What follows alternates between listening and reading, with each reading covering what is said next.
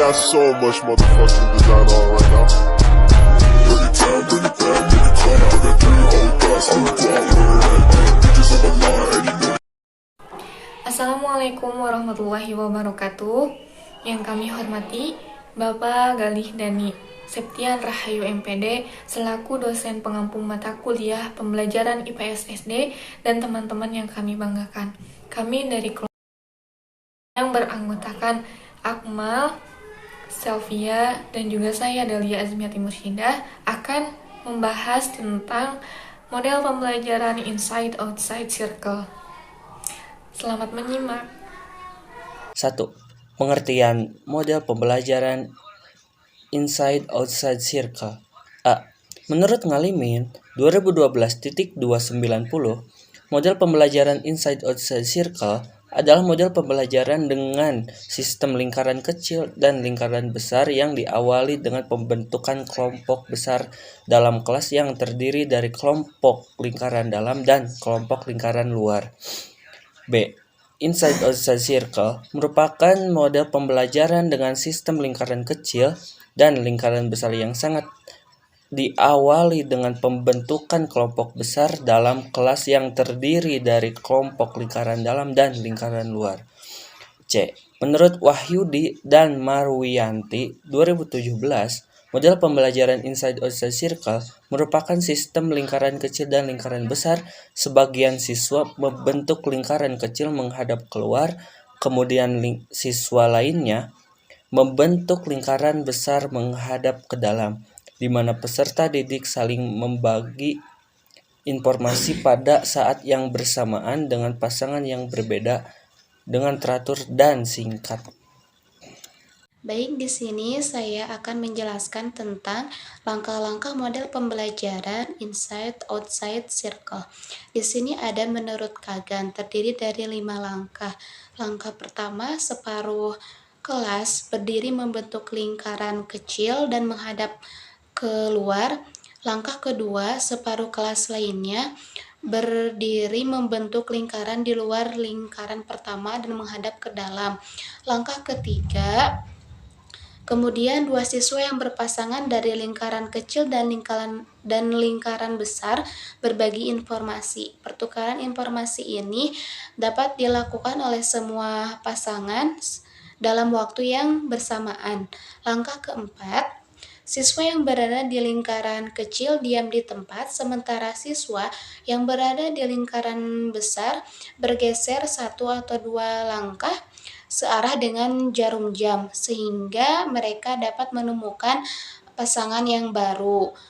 Langkah terakhir, giliran siswa yang berada di lingkaran besar berbagi informasi, begitupun dengan seterusnya. Di sini juga ada menurut Anitali yang merumuskan kembali langkah-langkah model pembelajaran inside-outside circle menurut Kagan. Terdiri dari 2 lingkaran. Yang pertama lingkaran individu, sama halnya saja seperti yang saya jelaskan barusan. Lalu yang kedua ada lingkaran kelompok. Yang pertama, satu kelompok berdiri di lingkaran kecil dan menghadap keluar. Kelompok lainnya berdiri di lingkaran besar.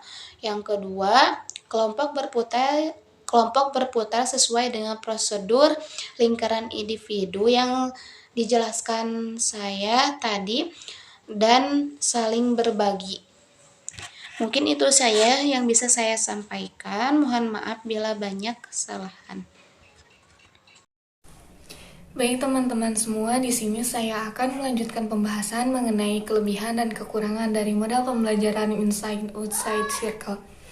Yang pertama, ada kelebihan dari model pembelajaran inside-outside circle menurut Trianto 2007, antara lain yang pertama, mendapatkan informasi yang berbeda pada saat bersamaan, di mana pasti dari setiap siswa akan memberikan informasi yang berbeda dari siswa yang satu dengan siswa yang lainnya.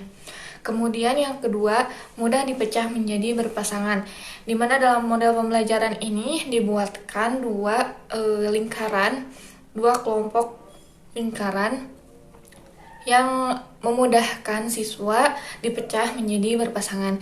Kemudian yang ketiga, lebih banyak ide yang muncul karena dari siswa yang satu dengan siswa yang lainnya pasti akan berbeda informasi yang disampaikan.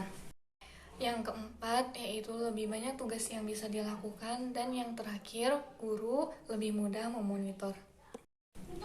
Kemudian yang kedua yaitu kekurangan dari model pembelajaran inside outside circle.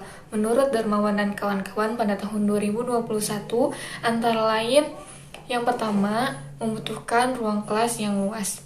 Karena dalam model pembelajaran ini seluruh siswa dibuatkan menjadi 2 kelompok dan dibentuk lingkaran. Pasti dalam satu kelas itu siswanya cukup banyak sehingga membutuhkan ruang kelas yang luas.